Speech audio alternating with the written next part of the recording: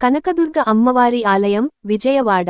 విజయవాడలో ఉన్న కనకదుర్గ అమ్మవారి దేవస్థానం ఒక ప్రసిద్ధిగాంచిన శక్తి పీఠం. ఇది ఇంద్రకీలాద్రి కొండపై స్థితి చెంది ఉంది. ఈ ఆలయం ఎంతో పురాతనమైనది, పవిత్రమైనది మరియు మహాశక్తి స్వరూపిణి అయిన అమ్మవారి దర్శనం కోసం దేశం నలుమూలల నుండి భక్తులు వస్తుంటారు. దేవస్థాన చరిత్ర. పురాణ ప్రకారం ఒకప్పుడు ఇంద్రుడు తపస్సు చేసి పరమేశ్వరుడిని ప్రసన్నం చేసుకున్నాడు. తనకు దుష్ట శక్తులు నశించేందుకు సహాయం చేయమని ప్రార్థించాడు. అప్పట్లో మహిషాసురుడు అనే రాక్షసుడు భూలోకాన్ని శాసిస్తూ దేవతలను కించపరుస్తూ ఉన్నాడు. దేవతల ప్రార్థనల వల్ల పార్వతీదేవి సాక్షాత్తు దుర్గాదేవిగా అవతరించి మహిషాసురుడిని సంహరించిందని చెబుతారు.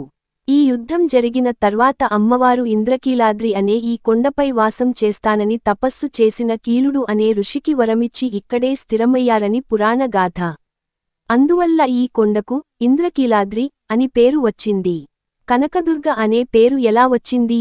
ఈ అమ్మవారిని కనకదుర్గ అని పిలవడానికి ఒక విశేష కారణం ఉంది. కనక అంటే బంగారం. అమ్మవారు స్వర్ణవర్ణంతో ప్రకాశిస్తుండడం వల్ల ఆమెకు ఈ పేరు వచ్చిందని చెబుతారు.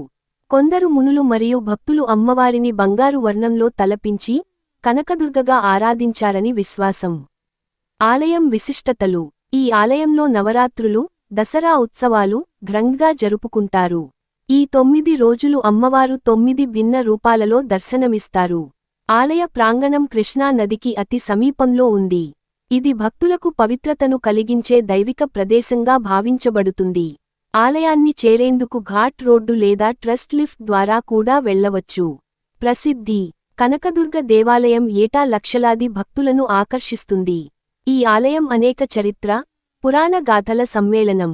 ఇక్కడ అమ్మవారిని దర్శించుకోవడం వలన అశుభాలు తొలగిపోతాయని, భయాలు, వ్యాధులు నశిస్తాయని భక్తుల విశ్వాసం. ఇలా విజయవాడ కనకదుర్గ అమ్మవారి ఆలయం నమ్మకం, భక్తి మరియు శక్తి యొక్క పరమ చిహ్నంగా నిలుస్తోంది.